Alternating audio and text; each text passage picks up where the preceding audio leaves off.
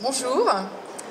Donc effectivement, je m'occupe au sein de Link City Île-de-France de la démarche quartier durable. Donc je vais vous parler de ce sujet. Un petit mot d'abord sur Link City. Nous avons récemment changé de marque au tout début de l'année 2016. Donc Link City, c'est la nouvelle marque des activités de développement immobilier de Bouygues Construction. Donc anciennement Sodexo, Sirmad. Et ces activités sont présentes en Europe. Ça représente 350 collaborateurs et 1,2 milliard de chiffre d'affaires. Et la particularité de Link City, son ADN si je puis dire, c'est d'être un opérateur urbain de projets multiproduits, donc avec une approche effectivement qui préfigurait ce développement de quartiers durables avec une approche d'une programmation toujours très diversifiée. Alors, on l'a vu dans le cadre de la COP 21 où les villes ont été particulièrement engagées sur ces sujets du changement climatique avec l'engagement des villes pour apporter ces solutions. Donc les villes sont effectivement à la fois une partie du problème important du changement climatique mais aussi l'essentiel des solutions qui peuvent être apportées. Je vous ai remis quelques chiffres à l'écran. Donc les villes, c'est effectivement 50% de la population mondiale. Ça sera près de 75% en 2050. C'est 75% des consommations d'énergie, 80% des émissions de CO2, aussi 80% du PIB mondial. Donc on voit que c'est à l'échelle des villes qu'une bonne partie des solutions au changement climatique vont pouvoir être apportées. Nous, en tant qu'aménageurs et constructeurs, l'échelle du quartier nous paraît une échelle particulièrement pertinente pour intervenir. C'est l'échelle du projet d'aménagement qui permet d'apporter des solutions assez rapidement de manière concrète et de manière un peu plus aisée qu'à l'échelle de l'ensemble de la ville, avec la possibilité effectivement, quand on passe de l'échelle du bâtiment à l'échelle du quartier, de pouvoir traiter un certain nombre de sujets de mutualisation, d'optimisation des consommations des ressources, des consommations d'énergie, mais aussi aborder le sujet qui est essentiel dans notre approche des quartiers durables, c'est le mieux vivre ensemble et la manière dont on va réussir à l'échelle d'un quartier à créer du lien social et à favoriser ce mieux vivre ensemble. Alors la démarche qu'on a mise en place, elle part avant tout du besoin des collectivités, du besoin des acteurs publics, mais aussi des acteurs privés qui vont être autour du projet de quartier. Donc on a développé une méthode pour travailler ensemble sur les enjeux du quartier, définir les ambitions qu'on va donner au quartier et puis ensuite accompagner donc, la collectivité tout au long du développement du quartier, puis ensuite dans son exploitation. On a la chance d'être dans un grand groupe qui réunit beaucoup de métiers et donc on réunit finalement beaucoup de compétences qui vont permettre de suivre le projet à toutes ses étapes, y compris dans la phase d'exploitation avec notre filiale Bouygues Énergie et Services. Alors cette démarche, pour reprendre un petit peu ce qui était dit par Nicolas Prégaud de Suez, elle vient un peu en contre-pied de l'aspect tout techno de la Smart City. On a voulu vraiment centrer notre démarche quartier durable autour de l'humain. Et donc, on l'a développé en 3 grands axes de travail. Et le premier, c'est autour finalement de comment on va faire mettre en place un quartier attractif, vivant, qui va générer du lien social, qui va répondre aussi aux nouvelles attentes sociétales autour des nouveaux usages qui sont liés à l'économie collaborative. Notamment, on peut penser à l'autopartage, à la mise en place d'applications entre voisins qui vont permettre d'échanger un certain nombre de services.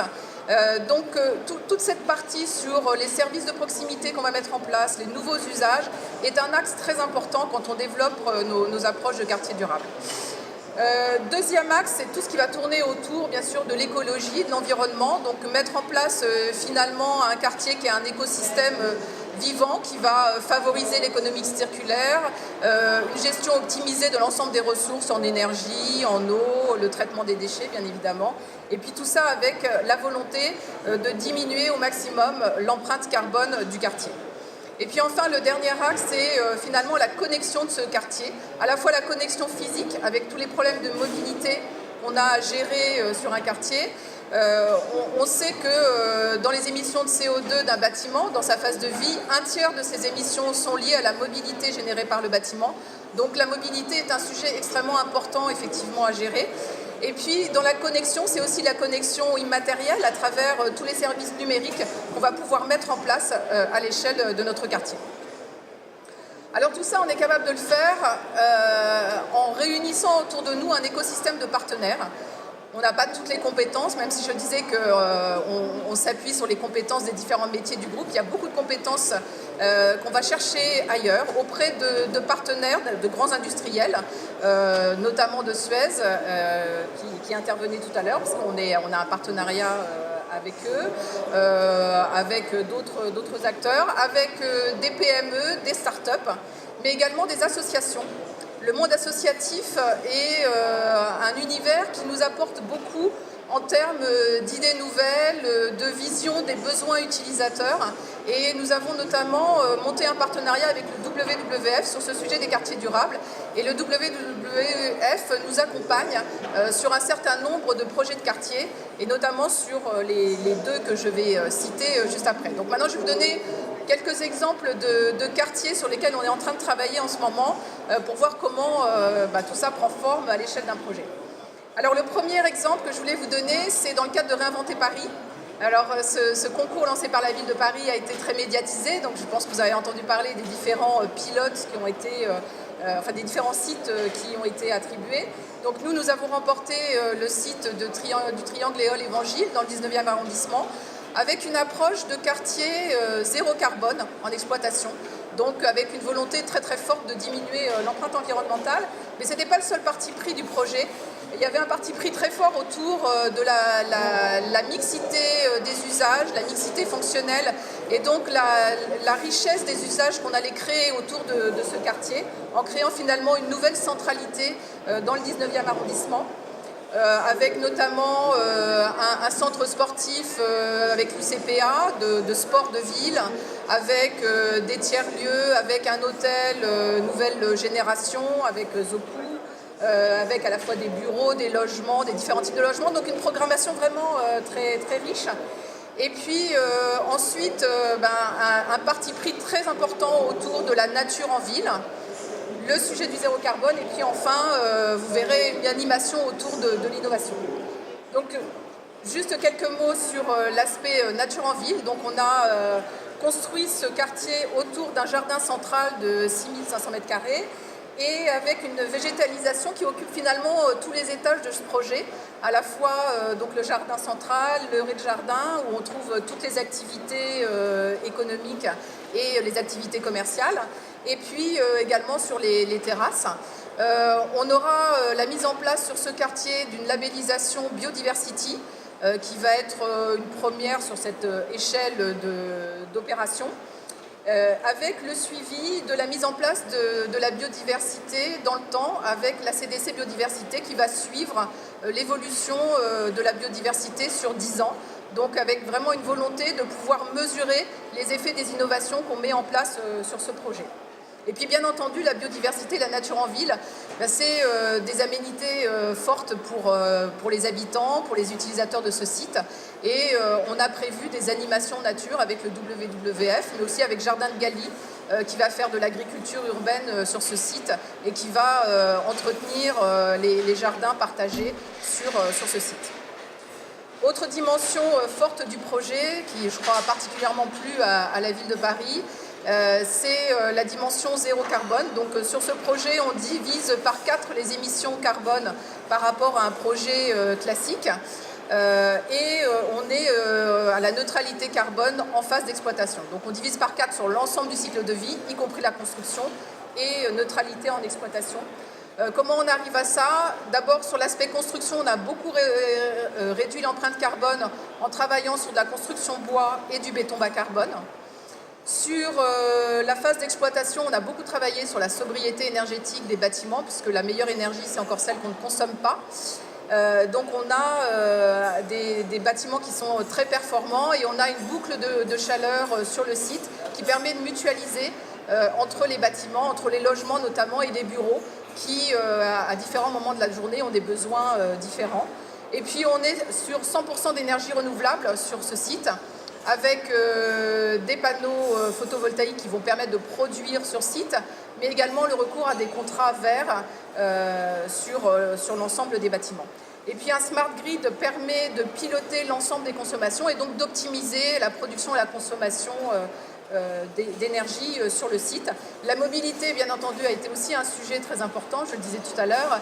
On a eu le parti pris de ne mettre aucun parking sur ce site. C'est par ailleurs un site qui est extrêmement bien desservi par les transports en commun et donc du coup ça nous a permis aussi de diminuer beaucoup l'empreinte carbone de ce point de vue-là. Et puis enfin tout l'accompagnement des usagers, des habitants, des salariés du site, des visiteurs qui va être assuré par le WWF donc, qui est partenaire sur ce projet. Et puis enfin, l'aspect animation du site, je disais qu'on a beaucoup travaillé sur les commerces, les locaux alternatifs en rez-de-chaussée des immeubles, mais on a aussi voulu avoir une approche assez originale avec un Living Lab.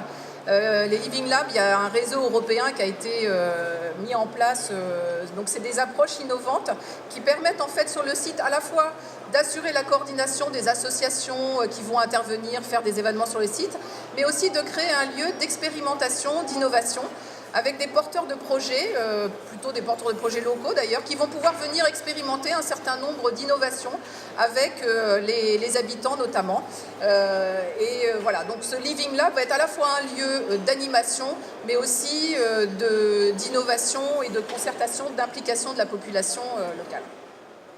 Donc voilà sur l'Évangile, un petit mot sur un autre grand projet sur lequel nous travaillons actuellement à Bagneux, la colline des Mathurins. Donc c'est un ancien site tertiaire qui était occupé par la Direction Générale des Armées, qui quitte ce site pour aller à Balard.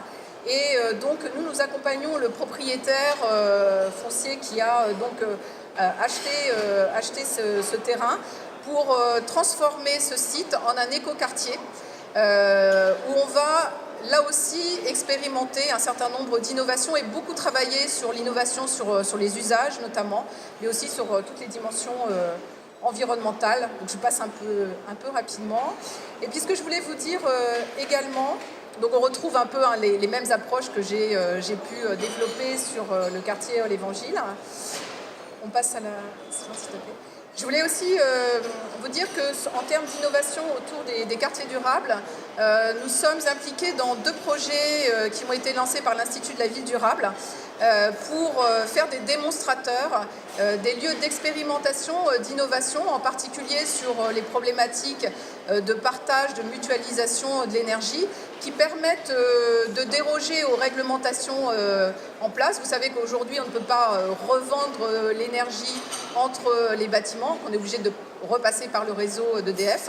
Sur ces démonstrateurs, on va pouvoir expérimenter notamment des mutualisations sur ces sujets, mais aussi sur les autres sujets qui vont nous permettre d'arriver à une empreinte carbone diminuée, notamment les sujets de mobilité, de véhicules électriques, etc. Donc, ce sont des projets sur lesquels on est avec de très nombreux acteurs. Là, je disais tout à l'heure qu'on essaie de rassembler un écosystème d'acteurs.